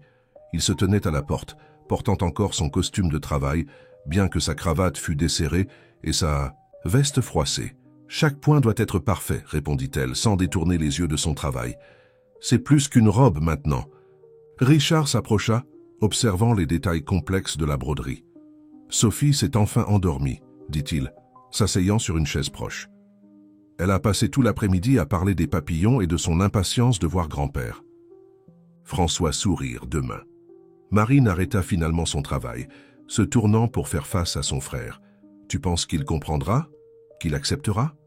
« Honnêtement, je ne sais pas, » répondit Richard, passant les mains sur son visage fatigué. François Moreau a bâti toute sa vie sur le contrôle et les apparences. Demain, nous allons ébranler les fondements mêmes de son monde. Le bruit de pas les interrompit. Rose apparut à la porte intérieure de l'atelier, vêtue de son peignoir de soie préféré et portant un plateau de thé. « Je savais que je vous trouverais tous les deux ici, » dit-elle, posant le plateau sur la table de travail. Certains problèmes se résolvent mieux avec une tasse de thé et une bonne compagnie. Pendant que Rose servait le thé dans d'anciennes tasses en porcelaine, Marine remarqua une enveloppe jaunie dans sa manche. « Qu'est-ce que c'est, mamie ?» Rose sortit l'enveloppe avec précaution. « La dernière lettre d'Hélène, » répondit-elle, sa voix douce avec le souvenir. « Elle m'a demandé de la garder jusqu'au moment opportun. Je pense que ce moment est arrivé. » Richard et Marine s'approchèrent, tandis que Rose ouvrait l'enveloppe d'une main légèrement tremblante. Le papier, jauni par le temps, portait encore un léger parfum que Richard reconnut immédiatement, le parfum de sa mère. « Chère Rose, » commença-t-elle à lire, « si vous lisez cette lettre, cela signifie que le moment que nous avons tant attendu est enfin arrivé. Le moment où la vérité peut enfin être révélée. Mais avant que cela n'arrive, j'ai besoin que vous compreniez quelque chose sur François. » Rose fit une pause, ses yeux se remplissant de larmes. « Hélène a toujours su voir au-delà des apparences, » continua-t-elle, « même chez les autres. » Que dit-elle sur François? Demanda Richard, sa voix tendue. Rose poursuivit la lecture. François n'est pas un homme cruel par nature. C'est un homme qui a appris très tôt que l'amour signifie contrôle. Son propre père le lui a enseigné de la manière la plus dure possible. Quand je l'ai rencontré, j'ai vu en lui la même prison qui le retient aujourd'hui. La prison de la peur de perdre, de la peur d'aimer véritablement. Marine prit la main de Richard, sentant comme il tremblait en entendant ces paroles. Mais il y a de la bonté en lui, continua Rose, lisant la lettre. Il y a une capacité d'aimer. Je l'ai vu dans la façon dont il regardait Richard quand il était bébé, même en sachant au fond de son âme qu'il n'était pas son fils biologique. Je l'ai vu dans la façon dont il a construit un empire non seulement pour lui-même, mais pour laisser un héritage. Comment pouvait-elle voir tout cela? Murmura Richard, sa voix émue. Comment pouvait-elle le comprendre si bien? Parce que ta mère avait le don le plus précieux de tous, répondit Rose, pliant soigneusement la lettre. Le don de voir le meilleur chez les gens, même quand ils ne pouvaient pas le voir en eux-mêmes. Marine retourna à la robe, ses doigts traçant l'un des papillons bleus, celui qui représentait François. « C'est pour ça que Sophie a insisté sur ce papillon, » dit-elle doucement. « Les enfants ont ce même don de voir au-delà des apparences. »« Demain ne sera pas seulement à propos de révéler la vérité, » dit Rose, se levant avec effort de sa chaise. « Il s'agira de donner à François la chance de se libérer enfin de ses propres prisons. » Richard observa la robe pendant un long moment. « Et s'il n'accepte pas cette chance? »« Alors nous aurons fait notre part, » répondit Marine, revenant, « travailler sur les derniers détails. Nous aurons offert la vérité avec amour, ce qui est tout ce qu'Hélène voulait. » Rose ramassa les tasses vides, mais avant de sortir, elle se retourna une dernière fois. Hélène disait toujours que l'amour véritable est comme une bonne couture. Il doit être assez solide pour supporter la pression, mais assez flexible pour permettre le mouvement. Demain, nous verrons si les points qu'elle a cousus dans le passé sont assez forts pour unir l'avenir. Dehors, la nuit parisienne suivait son cours, indifférente au drame qui se déroulait à l'intérieur du petit atelier. Mais entre ces murs, parmi les aiguilles, les fils et les souvenirs, une nouvelle histoire était soigneusement cousue. Une histoire de vérité, de pardon, et par-dessus tout, d'amour inconditionnel. Le matin de la fête arriva avec une fine pluie qui lavait les rues de Paris, comme si la ville elle-même se préparait aux révélations à venir. À l'atelier, l'activité commença tôt, avec Marine et ses couturières faisant les derniers ajustements à la robe de Camille. « Tante !»« Marine !» La voix joyeuse de Sophie résonna dans l'atelier. Elle entra en courant portant une robe bleu clair qui s'accordait parfaitement avec les papillons de la robe de mariée. « Regarde ce que j'ai fait !»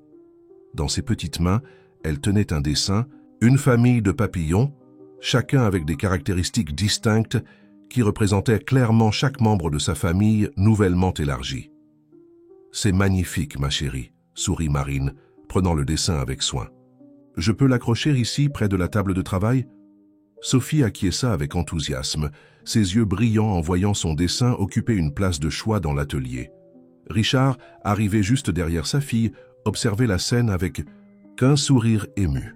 « Le nouveau costume est parfait, » dit-il, ajustant sa cravate. « Ton père, notre père, avait vraiment un don spécial. » Marine toucha le tissu du costume de Richard avec un savoir professionnel. Chaque point, chaque pli, je peux voir ses mains ici. C'est comme s'il était présent, nous bénissant. Rose, qui observait tout depuis son fauteuil habituel, appela Sophie près d'elle. « Viens ici, ma petite. J'ai quelque chose de spécial pour toi. » D'une petite boîte à bijoux, elle sortit une délicate broche en forme de papillon, plus petite que celle qu'elle avait donnée à Camille, mais tout aussi significative. Celle-ci appartenait à ta grand-mère Hélène quand elle avait à ça. « Qu'à peu près ton âge, » expliqua Rose, attachant la broche à la robe de Sophie. Elle la portait toujours quand elle avait besoin d'être particulièrement courageuse. « Comme aujourd'hui ?» demanda Sophie, ses doigts touchant délicatement la broche.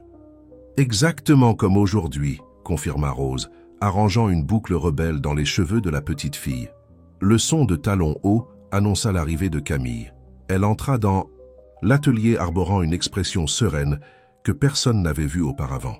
« Il est temps », dit-elle, regardant la robe qui attendait sur le mannequin. Marine conduisit Camille jusqu'à la cabine d'essayage improvisée, tandis que Richard emmenait Sophie prendre un petit déjeuner à la boulangerie du coin. Un moment père-fille, devenu encore plus précieux ces derniers jours. Tout en aidant Camille à s'habiller, Marine ne put s'empêcher de remarquer comme elle semblait différente. Il n'y avait plus cette tension caractéristique dans ses épaules, ce masque de perfection qu'elle portait toujours. « Tu sais, » commença Camille, tandis que Marine ajustait le voile, « j'ai passé tant de temps à essayer d'être ce que François attendait d'une belle fille parfaite que j'ai presque oublié qui je suis vraiment. »« Et qui es-tu » demanda doucement Marine, attachant le dernier papillon du voile. « Quelqu'un qui croit en l'amour véritable » répondit Camille, un sourire sincère illuminant son visage. « Quelqu'un qui veut construire quelque chose de réel, pas seulement maintenir les apparences. » Rose s'approcha, portant une petite boîte en velours. « Hélène a laissé autre chose, » dit-elle, ouvrant la boîte pour révéler un délicat collier de perles. Elle voulait que ceci soit porté le jour où la vérité viendrait enfin à la lumière. « Mais je ne fais pas partie de la famille, » protesta Camille. « Tu fais partie de cette histoire, » corrigea Rose gentiment. « Et parfois, ceux qui nous aident à trouver notre vérité deviennent aussi importants que la famille. » Pendant que Rose aidait Camille avec le collier, Marine donnait les dernières retouches à la robe. Chaque papillon semblait pulser de vie propre, chacun racontant une partie différente de l'histoire qui était sur le point d'être révélée. Richard revint avec Sophie, qui courut immédiatement pour admirer Camille. « Tu ressembles à une vraie princesse !» s'exclama la petite fille. « Mais une princesse différente, une qui peut voler. » Tous rirent de l'observation perspicace de l'enfant. C'était vrai. Camille ne ressemblait pas à une mariée traditionnelle. Elle ressemblait à quelqu'un sur le point de se libérer. « Il est presque l'heure », annonça Richard, vérifiant sa montre. « Les invités doivent déjà arriver au salon. » Marine sentit son cœur s'accélérer. En quelques heures, toutes les vérités qui avaient été gardées si longtemps seraient révélées. Elle regarda autour de l'atelier, vers Rose, qui portait des décennies de secrets avec dignité, vers Camille, transformée par le pouvoir de la vérité, vers Richard et Sophie, son frère et sa nièce que le destin lui avait rendus. « Maman serait fière, » dit-elle doucement, « plus pour elle-même que pour les autres. »« Elle l'est, » répondit Rose, ses yeux brillants de larmes contenues. « De nous, tous. » Le salon de réception de l'hôtel le plus luxueux de Paris resplendissait sous les lustres de cristal. La haute société parisienne circulait entre les arrangements floraux somptueux et les serveurs impeccablement vêtus, tous présents pour célébrer les 70 ans de François Moreau. Le bourdonnement des conversations était ponctué par le son doux d'un orchestre de chambre. François était positionné près de l'entrée, accueillant les invités avec sa posture autoritaire habituelle, bien que des yeux plus attentifs puissent remarquer une certaine tension dans son expression. De temps en temps, son regard se portait vers la porte principale, attendant anxieusement l'arrivée de son fils et de sa future belle-fille. « Monsieur Moreau », l'un des directeurs du groupe s'approcha. « Les actionnaires chinois viennent d'arriver. Ils aimeraient s'entretenir en privé avec vous. » François acquiesça machinalement. Mais avant qu'il ne puisse bouger, une petite agitation à l'entrée du salon attira son attention. Richard était arrivé, impeccable dans son nouveau costume, avec Sophie à ses côtés. La petite fille portait une délicate broche de papillon qui fit momentanément figer François. Il avait reconnu le bijou qui avait appartenu à Hélène. « Joyeux anniversaire, grand-père !» s'exclama Sophie, courant pour l'embrasser sans se soucier des protocoles sociaux. Pendant un bref moment, le masque de François vacilla. Ses mains tremblèrent légèrement, en rendant l'étreinte à sa petite fille, et ses yeux s'adoucirent d'une manière que peu de personnes présentes avaient déjà observée. « Tu es magnifique, petite, » dit-il, sa voix plus douce que d'habitude. Ses yeux rencontrèrent la broche. Celle-ci appartenait à ta grand-mère. « Je sais, » répondit Sophie avec animation. « Madame Rose a dit que grand-mère Hélène la portait quand elle avait besoin d'être courageuse. Et aujourd'hui, nous avons tous besoin d'être courageux. » La mention du nom de Rose fit François se raidir à nouveau.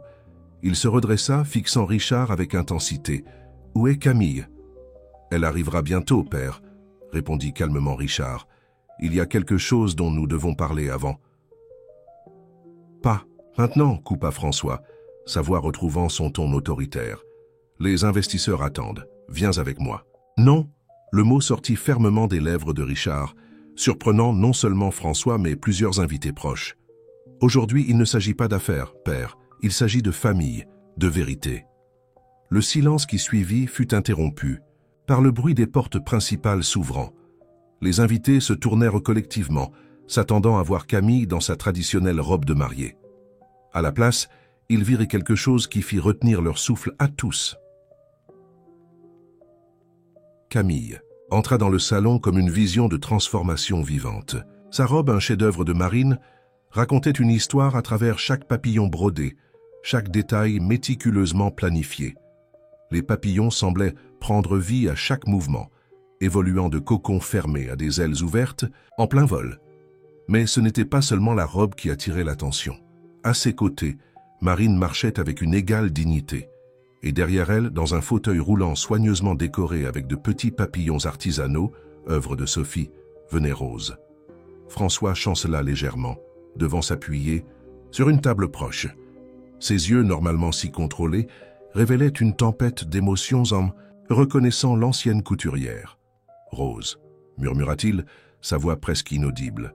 « Bonjour François », répondit-elle doucement. « Cela fait longtemps. » Sophie courut vers Marine, prenant sa main avec naturel. « Grand-père » appela-t-elle, sa voix claire coupant la tension de l'ambiance. « Tu connais ma tante Marine ?» Le salon entier sembla retenir son souffle. François regardait fixement Marine, et pour la première fois, il se permit de voir ce qui était devant ses yeux depuis tout ce temps. Les mêmes traits d'Hélène, la même détermination douce d'Antoine. « Tu savais » dit-il finalement, se tournant vers Rose. « Toutes ces années. » « Oui, » répondit simplement Rose. « Hélène m'a confié non seulement ses secrets, mais aussi ses espoirs. L'espoir qu'un jour, la vérité puisse tous nous libérer. » Camille fit un pas en avant, sa présence commandant l'attention. Le collier de perles d'Hélène brillait à son cou, et la broche de papillon sur son cœur semblait pulser de sa propre lumière. « J'ai quelque chose à dire, » annonça-t-elle, sa voix claire et ferme, pas seulement à François, mais à tous, ceux présents ici. C'est une histoire d'amour, de vérité et du courage de choisir d'être libre. Le salon plongea dans un silence expectant, tandis que Camille se positionnait au centre de l'espace. Les papillons sur sa robe semblaient danser sous la lumière des lustres, chacun racontant silencieusement une partie de l'histoire qui était sur le point d'être révélée. « Il y a 25 ans, commença-t-elle, sa voix claire et ferme, une femme nommée Hélène a fait un choix basé non pas sur les conventions sociales ou les attentes familiales, mais sur l'amour véritable. » François fit un pas en avant, comme s'il voulait l'interrompre, mais Richard posa doucement une main sur son bras. « Écoutez, père, murmura-t-il, s'il vous plaît. Hélène a trouvé l'amour dans les endroits les plus inattendus, continua Camille, faisant un geste vers la robe. Chacun de ces papillons raconte une partie de son histoire. Celui-ci, elle toucha un papillon doré près du cœur, représente le moment où elle a rencontré Antoine Dupont dans l'atelier de Rose. Un murmure parcourut le salon. Quelques-uns des invités les plus âgés s'agitèrent, mal à l'aise, reconnaissant les noms et commençant à comprendre ce qui allait suivre. Antoine était un tailleur talentueux, un artiste de l'aiguille et du fil. Marine prit la parole, sa voix chargée d'émotion. Et Hélène était une femme emprisonnée dans une vie que d'autres avaient choisie pour elle. François ferma les yeux, ses mains serrant fermement la canne qu'il admettait rarement avoir besoin. Sophie, percevant son malaise, s'approcha et prit sa main libre, offrant un soutien innocent et inconditionnel. L'amour entre eux a fleuri silencieusement. Rose continua le récit depuis son fauteuil roulant. Entre-essayage de robes et conversations, chuchotés, entre dessins de mode et rêves partagés. C'était un amour pur, François, un amour qui a engendré non seulement la vie, mais l'espoir. « Arrêtez !» La voix de François était rauque, presque suppliante. « Certaines vérités devraient rester enterrées ?» compléta doucement Richard. « Comme nous avons enterré maman, père ? Comme nous avons enterré la vérité sur qui ? » « Je suis vraiment ? Sur qui est Marine ?» Le silence qui suivit fut assourdissant. Sophie, dans sa sagesse enfantine, serra plus fort la main de son grand-père. « Grand-père, » dit-elle doucement. Tante Marine fait des robes magiques, comme papa. Dis que grand-mère Hélène en faisait. Et regarde, elle montra sa propre broche. J'ai un papillon identique au tien, celui que tu gardes dans le tiroir de ton bureau. François regarda sa petite fille avec surprise. Personne ne savait pour ce papillon, son dernier cadeau d'Hélène, gardé secrètement toutes ces années. Camille reprit la parole, sa voix maintenant plus douce. Cette robe n'est pas juste une robe de mariée, c'est une déclaration de liberté. Chaque papillon représente une vérité longtemps étouffée, et celui-ci, elle toucha le papillon bleu que Sophie avait suggéré, te représente, François, parce que même dans ta rigidité, même dans ton contrôle, il y a de l'amour. Hélène le savait. Marine s'approcha de son père biologique nouvellement découvert. Pendant des années, vous avez construit un empire basé sur le contrôle et les apparences. Mais regardez autour de vous, qu'avez-vous vraiment construit? Une famille divisée par les secrets, des cœurs brisés par les mensonges. Et que, suggères-tu? Demanda François, sa voix trahissant une vulnérabilité que peu avaient jamais vue. Que vous vous permettiez enfin de voler, répondit doucement Marine. Comme ces papillons, comme Hélène voulait que nous volions tous. Rose fit un geste et l'une des couturières apporta une boîte ancienne. Hélène a laissé ceci pour vous, dit-elle, tendant la boîte à François, à remettre au moment opportun. D'une main tremblante, François ouvrit la boîte. À l'intérieur se trouvait un unique papillon de cristal et une enveloppe. En l'ouvrant, il reconnut immédiatement l'écriture d'Hélène. « Mon cher François, si tu lis ceci, c'est que le moment que j'ai tant craint et espéré est enfin arrivé. Le moment où la vérité comme un papillon brise enfin son cocon. Je n'ai jamais douté de ton amour, seulement de la façon dont tu l'exprimais. Le contrôle n'est pas l'amour, François. L'amour est liberté. C'est permettre à ceux que nous aimons d'être véritablement qui ils sont. Richard est ton fils dans tous les sens qui comptent vraiment. Tu l'as élevé, aimé, façonné. Marine est l'autre moitié de cette histoire. La preuve vivante que l'amour véritable, même quand il est nié, trouve des moyens de s'épanouir. Pardonne-moi de ne pas avoir eu le courage de dire tout cela, de mon vivant. Mais maintenant, à travers ceux que j'ai laissés derrière moi, je t'offre une dernière chance. La chance de choisir l'amour à la place du contrôle, la vérité à la place des apparences. Nous méritons tous la chance de voler, François. Toi aussi, avec un amour éternel. Hélène. Le silence dans le salon était palpable, tandis que François tenait la lettre d'Hélène, ses mains tremblant visiblement. Les invités, la haute société parisienne au complet, observèrent la scène avec un mélange de choc et de fascination, comme s'ils assistaient à un spectacle qu'ils n'avaient jamais imaginé voir. « Père ?» La voix de Richard était douce, presque hésitante. François leva les yeux de la lettre, et pour la première fois depuis des décennies, des larmes coulaient librement sur son visage. Le masque de pouvoir et de contrôle qu'il avait porté si longtemps s'était enfin brisé. « Je savais, dit-il, sa voix rauque d'émotion. J'ai toujours su pour Antoine, pour toi, Richard, mais c'était plus facile, plus sûr de maintenir le contrôle, de maintenir les apparences. » Marine fit un pas en avant, son cœur battant fort. « Et à propos de moi ?» J'ai soupçonné. Quand je t'ai vu pour la première fois à l'atelier, répondit François la regardant avec des yeux nouveaux. Tu as ces yeux, les mêmes yeux qu'Hélène, et les mains d'Antoine. Sophie, qui tenait encore la main de son grand-père, tira légèrement sur sa veste. Grand-père, cela signifie que nous pouvons maintenant être une vraie famille, avec tante Marine et tout le monde. La question innocente de la petite fille sembla toucher quelque chose de profond chez François. Il s'agenouilla difficilement, se mettant à la hauteur des yeux de sa petite fille. « Sophie, commença-t-il, sa voix plus douce que quiconque ne l'avait jamais entendue, tu as la même sagesse que ta grand-mère. Hélène aussi voyait toujours à travers les masques que nous portons. » Rose approcha son fauteuil roulant, ses mains âgées tenant un vieil album de photos. « Hélène gardait ses photos à l'atelier, dit-elle, ouvrant l'album. Elle n'a jamais cessé d'aimer aucun d'entre vous. Elle aimait simplement d'une manière différente de celle que tu comprenais, François. » Les photographies racontaient une histoire silencieuse. Hélène avec Antoine à l'atelier, ses yeux brillants d'amour. Hélène avec François lors d'événements sociaux, maintenant les apparences, mais avec une tristesse voilée dans le regard. Hélène enceinte, ses mains protectrices sur son ventre, tandis que Rose ajustait une robe.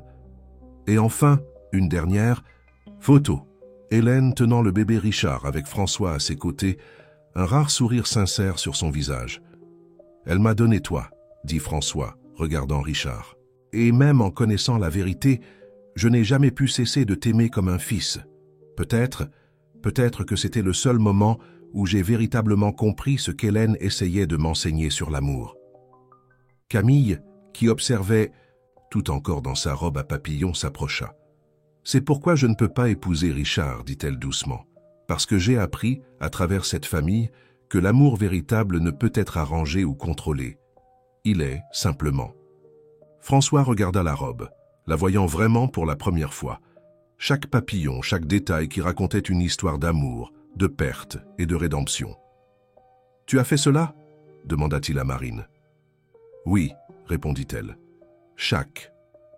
Papillon raconte une partie de notre histoire, y compris la vôtre. » François toucha légèrement l'un des papillons bleus. « Comme celui qu'Hélène portait toujours, » murmura-t-il, plus pour lui-même que pour les autres. Monsieur Moreau appela une voix dans la foule, c'était l'un des investisseurs chinois.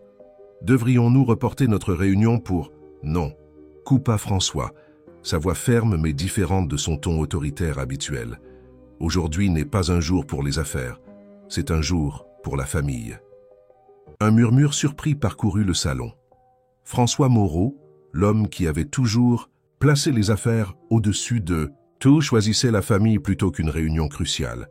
« Marine » appela-t-il, se tournant vers sa belle-fille nouvellement découverte. « Le traitement de Sophie et l'opération de Rose considèrent que tout est approuvé. Et l'atelier… » « L'atelier est déjà à moi » compléta doucement Marine. « Hélène s'en est assurée, mais merci, père. » Le mot flotta dans l'air comme un papillon fraîchement libéré de son cocon. François ferma les yeux un moment, laissant des décennies de contrôle et d'apparence céder enfin la place à quelque chose de nouveau, quelque chose de vrai. « Alors, » dit-il, ouvrant les yeux pour faire face à sa famille, toute sa famille, « peut-être est-il temps de recommencer. Non pas comme un empire d'affaires, mais comme une famille, une vraie famille, avec toutes ses imperfections et ses vérités. » Sophie sauta de joie, applaudissant. « Comme les papillons !» s'exclama-t-elle. « Tous différents, mais tous beaux. » Et là, sous les lustres de cristal du salon le plus élégant de Paris, entre les chuchotements surpris et les regards admiratifs de la haute société, une transformation encore plus profonde que celle d'un papillon se produisait. La transformation d'un cœur qui, après des décennies piégé dans son propre cocon de contrôle et de peur, trouvait enfin le courage de voler. La fête d'anniversaire de François Moreau se transforma en quelque chose de complètement différent de ce qui avait été prévu. Les arrangements sophistiqués et la musique classique cédèrent la place à une célébration plus intime, plus vraie. Les invités qui restèrent, et ils furent nombreux, mus par la curiosité et étonnamment par l'émotion, furent témoins de quelque chose de rare dans le monde des affaires, le triomphe de l'amour sur les apparences. Au centre du salon, François dansait maladroitement avec Sophie, qui avait insisté pour apprendre à son grand-père à danser comme un papillon. Son visage, auparavant toujours marqué par une sévérité calculée, s'ouvrait maintenant en sourire sincère devant les pirouettes de sa petite fille. « Elle a le même don qu'Hélène », commenta Rose, observant la scène depuis son fauteuil. « Le don de faire sourire les gens avec le cœur. » Marine, assise à côté de sa grand-mère, acquiesça.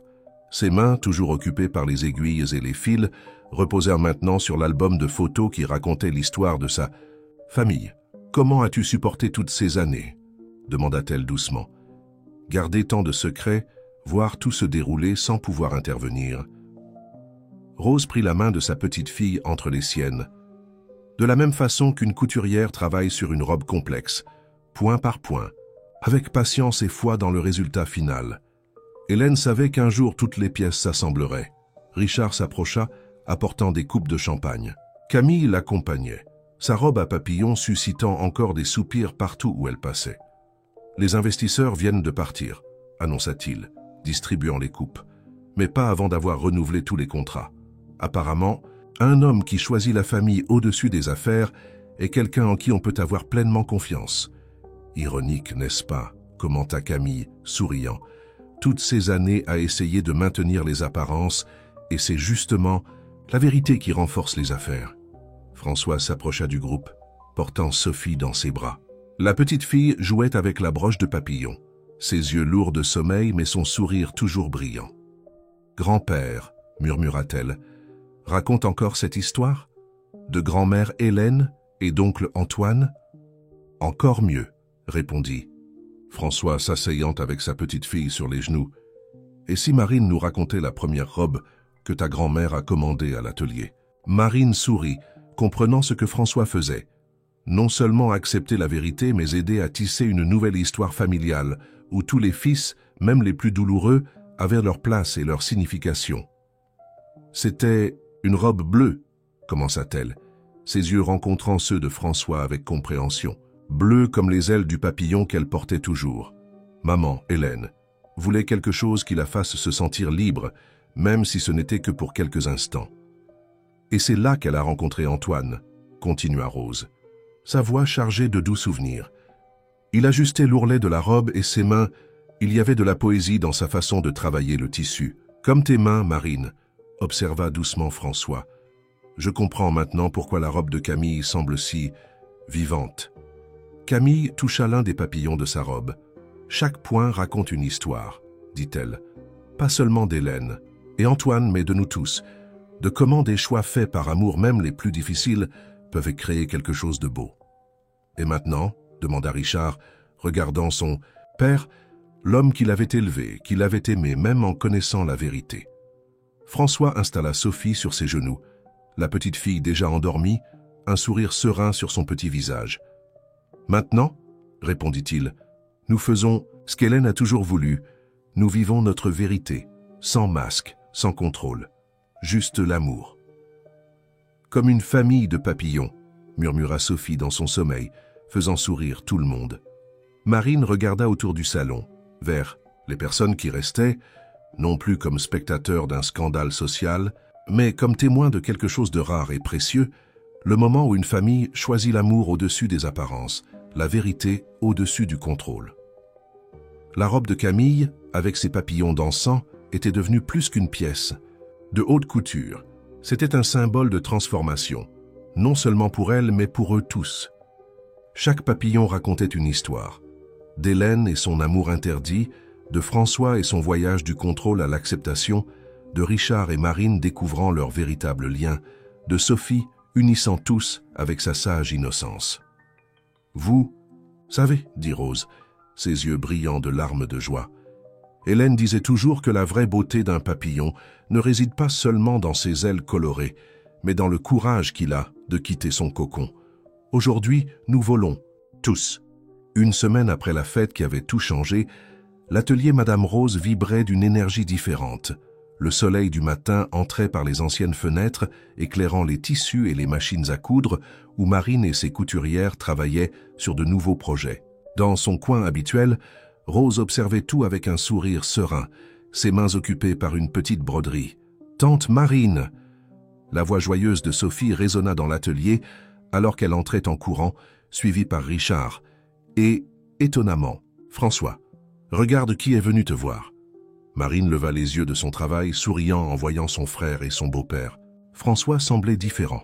Son costume impeccable habituel avait été remplacé par une tenue plus décontractée, et son visage portait une sérénité qu'il n'avait jamais montrée auparavant. « J'ai apporté quelque chose qui appartenait à ta mère, » dit François, plaçant sur la table de travail une vieille boîte à couture. « Je l'ai trouvée dans le grenier de la maison. J'ai pensé qu'elle devrait être ici avec toi. » Marine ouvrit la boîte avec un respect révérencieux. À l'intérieur, elle trouva des trésors qui racontaient des histoires, des bobines, de fils anciens, des aiguilles délicates, de petites broches de papillons et cachées au fond, un carnet de dessins. « Les dessins d'Hélène » murmura Rose, qui s'était approchée. Elle passait des heures à dessiner des robes qu'elle n'a jamais eu le courage de porter. François prit l'un des dessins, une robe couverte de papillons, étonnamment similaire à celle que Camille avait portée à la fête. Elle a toujours su, n'est-ce pas, qu'un jour tout viendrait à la lumière. Hélène avait le don de voir au-delà du présent, répondit doucement Rose. Elle a planté des graines de vérité en chacun de nous, attendant patiemment qu'elles fleurissent. Sophie, qui explorait la boîte avec une curiosité enfantine, trouva une vieille photographie. « Regarde, papa, c'est grand-mère Hélène avec oncle Antoine !» Richard prit la photo, ses yeux se remplissant de larmes en voyant ses parents biologiques ensemble, souriant, penchés sur un dessin de robe. François, au lieu de s'éloigner comme il l'aurait fait avant, posa une main sur l'épaule de son fils. « Il la rendait heureuse », dit François, sa voix chargée d'une acceptation nouvellement découverte, « d'une façon que je n'ai jamais pu. » « Vous l'aimiez à votre façon, » répondit doucement Marine, et elle le savait. C'est pour cela qu'elle a confié Richard à vos soins. Le bruit de la porte qui s'ouvrait annonça l'arrivée de Camille. Elle ne portait plus la posture rigide d'autrefois. Il y avait une légèreté dans ses mouvements, une authenticité qui la rendait encore plus belle. « J'ai des nouvelles, » annonça-t-elle, ses yeux brillants. Le centre médical a approuvé. Le traitement expérimental de Sophie. Et elle fit une pause dramatique. L'opération de Madame Rose est programmée pour la semaine prochaine. Rose porta les mains à son visage, émue. Mais comment? Disons que certains contacts que j'ai faits en tant que presque belle-fille de François Moreau sont encore utiles, répondit Camille avec un sourire, surtout quand ils sont utilisés pour le bien. François s'éclaircit la gorge, visiblement ému. En fait, c'est moi qui ai passé quelques coups de fil. C'est le minimum que je puisse faire pour la femme qui a gardé les secrets d'Hélène. Avec tant d'amour et de dignité. Et l'atelier? Demanda Richard, remarquant les piles de nouveaux tissus et les nombreuses robes en production. Marine sourit, fière. Après que l'histoire de la robe de Camille s'est répandue, nous n'avons pas cessé de recevoir des commandes. Il semble que tout le monde veuille une robe qui raconte sa propre histoire de transformation. « Comme la mienne », s'exclama Sophie, tournoyant dans sa nouvelle robe, une création spéciale de Marine avec de petits papillons discrètement brodés sur l'ourlet. Tante Marine dit que chaque papillon représente quelqu'un de notre famille. François s'approcha de sa petite fille, s'agenouillant, pour examiner les broderies. « Et lequel suis-je » demanda-t-il doucement. « Celui-ci » répondit Sophie, montrant un papillon bleu foncé qui semblait sortir de son cocon. Tante Marine dit que c'est toi apprenant à voler à nouveau. Le silence qui suivit était chargé d'émotions contenues. François serra sa petite fille dans ses bras, se permettant de montrer de l'affection d'une manière qu'il n'avait jamais faite auparavant. « Tu sais, » dit Rose, brisant doucement le moment, « Hélène disait toujours qu'il y a deux types d'héritage que nous pouvons laisser. Celui qui se compte en chiffres et en propriétés, et celui qui se compte en amour et en vérité. Elle a choisi de nous laisser le second. « Et nous ?» demanda Richard, regardant sa famille réunie, sa sœur, son père adoptif, sa fille, tous unis par une trame d'amour plus forte que les secrets ou les conventions sociales. « Nous » répondit Marine, prenant un nouveau morceau de tissu et commençant à travailler. « Choisissons de transformer cet héritage en quelque chose d'encore plus beau, comme un papillon qui non seulement vole, mais enseigne aussi aux autres à voler. » L'hôpital Sainte-Claire avait un air différent ce matin ensoleillé. Rose, dans son lit de convalescence après une opération réussie, était entourée par sa famille, pas seulement de sang mais de cœur, des fleurs colorées remplissèrent la chambre et de petits papillons en papier, fabriqués par Sophie, dansaient suspendus à la fenêtre. « Comment vous sentez-vous, mamie » demanda Marine, ajustant les oreillers avec soin. « Comme un papillon qui vient de recevoir de nouvelles ailes » répondit Rose avec un sourire serein. « Et en parlant de papillons, comment avance le nouveau projet ?» Marine rougit légèrement, jetant un regard vers Camille, qui venait d'entrer dans la chambre avec plus de fleurs.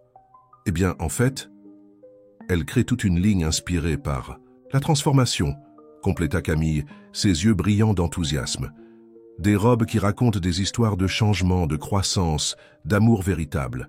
La collection Papillon, » annonça fièrement Sophie, comme si le nom était sa contribution personnelle, et c'était effectivement le cas. François, qui observait tout depuis un coin de la chambre, s'approcha du lit de Rose. « Et le premier défilé aura lieu dans le jardin d'hiver du manoir, dit-il, surprenant tout le monde. J'ai pensé qu'Hélène aurait aimé cela. »« Elle aurait adoré, » confirma Rose, prenant la main de François avec affection. Voir l'endroit qui a été si longtemps un symbole d'apparence se transformer en un espace de vérité et de beauté. Richard entra dans la chambre à ce moment, portant des résultats d'analyse. Son visage s'ouvrant en un sourire, disait tout, avant même qu'il ne parle. Le traitement de Sophie fonctionne, annonça-t-il, sa voix émue. Les médecins sont optimistes. La nouvelle fut accueillie par des larmes de joie et des étreintes. Sophie, qui jouait avec ses papillons en papier, ne sembla pas surprise. « Je le savais », dit-elle simplement. « Grand-mère Hélène me l'a dit en rêve que tout irait bien. » La chambre resta silencieuse un moment, chacun absorbant la signification de ces paroles innocentes. François fut le premier à parler, sa voix chargée d'une émotion rare. « Tu sais, Sophie », commença-t-il, s'asseyant au bord du lit à côté de sa petite fille, « ta grand-mère Hélène avait ce même don, celui de voir la beauté et l'espoir là où d'autres ne voyaient que des impossibilités. » « Comme quand elle est tombée amoureuse d'oncle Antoine ?» demanda Sophie, démontrant une compréhension surprenante pour son âge. « Exactement, » répondit François, surprenant tout le monde par son honnêteté. « Elle a vu l'amour là où je ne voyais que des règles et des conventions. Et maintenant, après tant de temps, je comprends enfin pourquoi. » Marine s'approcha de son beau-père, lui offrant un petit paquet. « J'ai trouvé ceci parmi les dessins de maman, » dit-elle doucement. « Je pense qu'il est temps que vous l'ayez. » François ouvrit le paquet avec soin, révélant une broche de papillon identique à celle qu'Hélène portait toujours. Il y avait aussi un mot, la calligraphie élégante encore parfaitement préservée. « Pour François, quand tu seras prêt à voler. Avec amour, Hélène. » Elle savait, murmura-t-il, tournant la broche dans ses mains, elle savait qu'un jour je comprendrais. Hélène disait toujours que l'amour est comme une bonne couture, commenta Rose, sa voix chargée, de souvenirs. Parfois, il faut le défaire et le refaire jusqu'à ce qu'il soit parfait, mais à la fin, c'est la force des points qui maintient tout ensemble. Camille, qui était restée silencieuse, s'approcha avec une tablette. « Regardez ceci », dit-elle, montrant l'écran. C'était la page d'un important magazine de mode, annonçant la prochaine collection Papillon comme l'événement le plus attendu de la saison. De l'atelier qui a transformé une robe de mariée en une déclaration de liberté, vient une collection qui promet de révolutionner la façon dont nous voyons la mode et la vérité, lut-elle à haute voix. Et ce n'est pas seulement de la mode, compléta Marine. Chaque pièce sera vendue avec une partie du bénéfice destinée à un fonds pour les traitements médicaux des enfants, le fonds Hélène. François haussa les sourcils, surpris. Cela ne faisait pas partie des plans originaux du groupe. Non, acquiesça Richard. Mais cela fait partie des plans de cette famille, notre famille. Sophie, qui avait fini d'accrocher son dernier papillon en papier, se tourna vers le groupe avec un sourire radieux. « Vous savez ce que tante Marine m'a appris? Que les papillons ne peuvent pas redevenir des chenilles, ils ne peuvent qu'aller de l'avant. » Rose sourit, tendant les bras pour embrasser son arrière-petite-fille. « Et c'est exactement ce que nous faisons, ma chérie. Nous tous, volant vers l'avant ensemble. » Le soleil de l'après-midi entrait par la fenêtre de l'hôpital, faisant danser les papillons en papier et projetant des reflets colorés dans la chambre. C'était comme si Hélène était là, souriante à travers la lumière, bénissant cette famille qui avait enfin appris à voler de ses propres ailes. Le jardin d'hiver du manoir Moreau s'était transformé, là où dominait auparavant la rigidité et la formalité des fleurs et des papillons de toutes sortes, créa maintenant un décor magique. Un podium délicat serpentait entre les plantes et des chaises élégantes attendaient les invités du premier défilé de la collection Papillon. Marine était dans les coulisses improvisées, donnant les dernières retouches aux pièces qui allaient bientôt prendre vie sur le podium. Chaque robe racontait une histoire différente de transformation, mais toutes partageaient le même symbole. Des papillons à différents stades de métamorphose. « Tu es nerveuse ?» demanda Camille, qui était devenue non seulement une amie, mais une partenaire essentielle dans la nouvelle entreprise. « Un peu », admit Marine, ajustant un dernier papillon sur l'une des robes. « Mais c'est une bonne nervosité, comme le battement d'ailes avant le premier vol. » Rose, remise de son opération et radieuse dans un ensemble bleu clair spécialement créé par sa petite fille, supervisait tout depuis son fauteuil spécial. Ses mains expérimentées aidaient encore avec de petits détails, et ses yeux brillaient de fierté.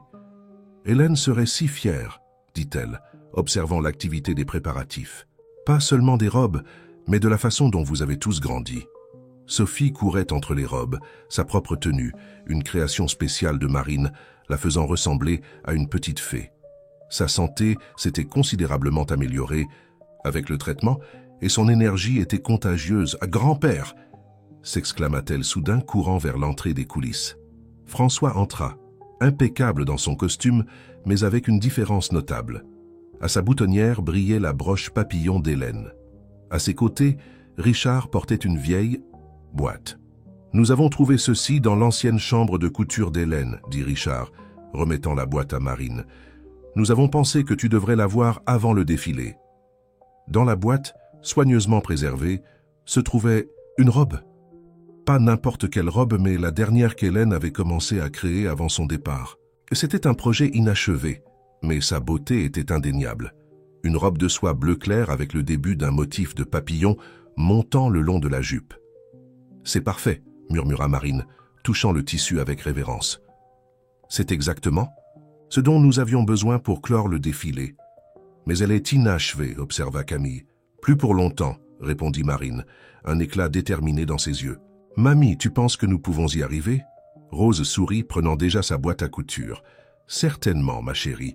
Après tout, nous sommes une famille d'artisanes de l'amour. » Les heures suivantes furent remplies d'un travail fébrile et amoureux.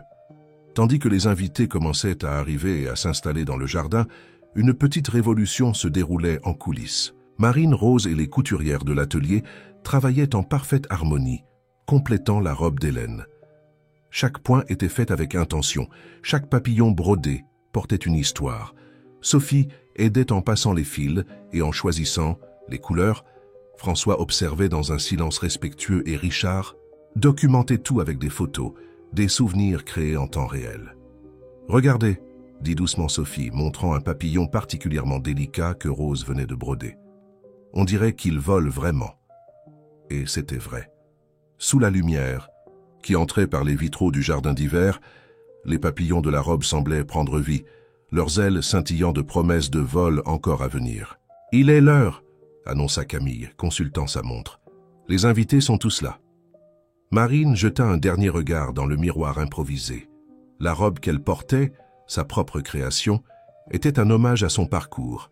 Des papillons, émergeant graduellement de leur cocon, chacun représentant un moment de sa vie qu'il avait mené jusqu'ici. « Avant de commencer, » dit François, sa voix chargée d'émotion, « je veux que vous sachiez que je suis fier de vous tous, de ce que nous sommes devenus en tant que famille. » Sophie courut embrasser son grand-père, suivie par Richard et Marine. Rose observait la scène avec des larmes aux yeux, pensant à combien Hélène aurait été heureuse de voir sa famille, enfin unie par l'amour véritable. « Et maintenant, » dit Sophie, sa voix claire et confiante, « il est temps de montrer au monde combien c'est beau quand les papillons apprennent à voler ensemble. » Le bourdonnement du public arrivait jusqu'aux coulisses, mêlé à la musique douce qui commençait à jouer. C'était une mélodie spécialement composée pour le défilé, qui mélangeait des sons classiques avec le doux battement d'ailes de papillons. La transformation était complète, non seulement des robes, non seulement de l'espace, mais d'eux tous. Et tandis que les premiers mannequins se préparaient à entrer sur le podium, il y avait dans l'air une sensation palpable que quelque chose d'extraordinaire était sur le point de se produire. Le défilé de la collection Papillon fut plus qu'une présentation de mode, ce fut une célébration de la transformation et de l'amour. Chaque robe qui glissait sur le podium racontait une histoire.